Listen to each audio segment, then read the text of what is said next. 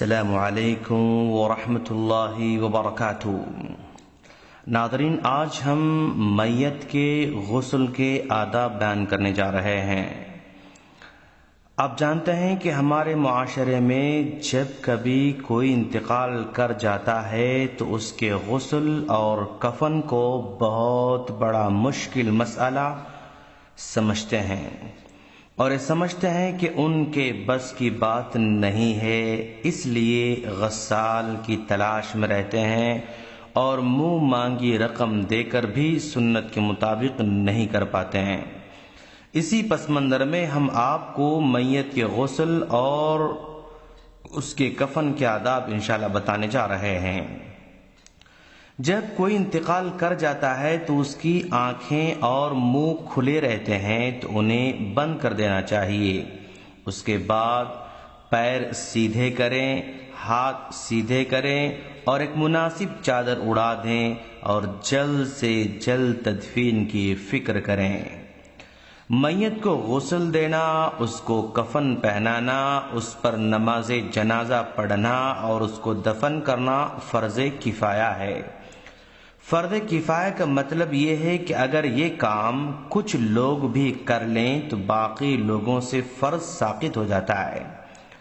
میت کے غسل دینے کے کچھ احکامات ہیں، جیسے مناسب یہ ہے کہ مرد کو غسل کے لیے ایسے آدمی کو چنا جائے جو امانت دار ہو اور غسل کے احکامات کو جانتا بھی ہو۔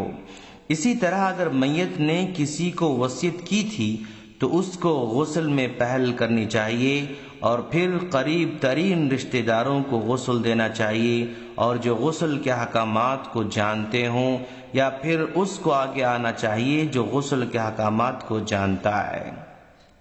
اسی طرح مرد مردوں کو غسل دیں اور عورتیں عورتوں کو غسل دیں، اور میاں بیوی بھی ایک دوسرے کو غسل دے سکتے ہیں، کیونکہ آپ صلی اللہ علیہ وسلم نے حضرت عائشہ صدیقہ رضی اللہ تعالی عنہا سے فرمایا تھا، اے عائشہ، اگر تم مجھ سے پہلے وفات پاؤ گی تو میں تم کو غسل دوں گا، کفن پہناؤں گا اور نماز پڑھاؤں گا اور پھر دفن کروں گا۔ یہ ابن ماجہ کی روایت ہے۔ اسی طرح ابوبکر صدیق رضی اللہ تعالی عنہ نے اپنی بیوی سے کہا تھا کہ تم مجھے غسل دینا۔ ان احادیث سے پتہ چلا کہ شوہر بیوی کو غسل دے سکتا ہے اور اسی طرح بیوی شوہر کو غسل دے سکتی ہے، لیکن ہمارے معاشرے میں انتقال کے بعد میاں بیوی کو غسل دینا تو درکنار ایک دوسرے کو دیکھنے بھی نہیں دیتے ہیں، جو کہ مکمل طور پر غلط ہے دوستو۔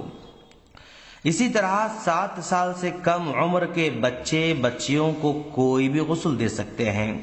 جنگ میں شہید ہونے والے کو غسل نہیں دیا جائے گا، نہ نماز پڑھی جائے گی، بلکہ اس کے کپڑوں میں اس کو دفن کیا جائے گا، اور دیوار گر کر یا ڈوب کر مرنے والا اگرچہ کہ شہادت کا درجہ پا لیتا ہے، لیکن ان کو غسل بھی دیا جائے گا، کفن بھی پہنایا جائے گا اور نماز جنازہ بھی پڑھی جائے گی۔ غسل با پردہ جگہ میں دیا جائے، اور جس آدمی کا میت کے غسل کے ساتھ کوئی تعلق نہ ہو اس کا وہاں آنا مناسب نہیں ہے۔ ناظرین، میت کو غسل دینے کا ہم طریقہ بتانے جا رہے ہیں۔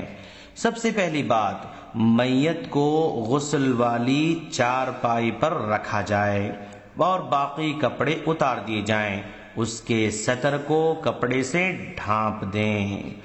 غسل دینے والے کے لیے مستحب ہے کہ وہ غسل کے وقت اپنے ہاتھ پر کوئی کپڑا لپیٹے یا کوئی دستانے پہن لے، اور غسل دینے والا میت کے سر کو انسان کے بیٹھنے کے برابر بلند کرے، پھر اپنے ہاتھ کو اس کے پیٹ پر پھیرے اور آہستہ سے دباتا رہے، پھر اس کی اگلی اور پچھلی شرمگاہ کو صاف کرے، جو نجاست وغیرہ لگی ہو اسے دھو دے۔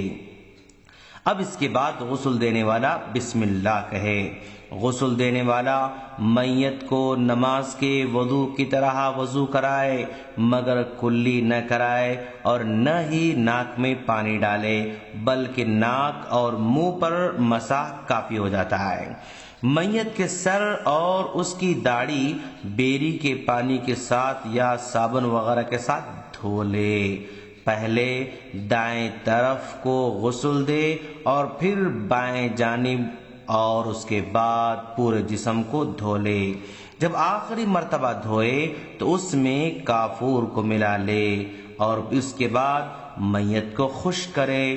اگر میت عورت کی ہو تو اس کے بالوں کا جوڑا بنا لے اور اس کو پیچھے سے ڈال دے۔ میت کو غسل دیتے وقت چند چیزوں کا لحاظ رکھنا ضروری ہے۔ ایک مرتبہ دھونا واجب ہے جس سے صفائی حاصل ہو جائے، اور 3 مرتبہ دھونا مستحب ہے اگرچہ کہ پہلے ہی سے صفائی حاصل کیوں نہ ہو چکی ہو۔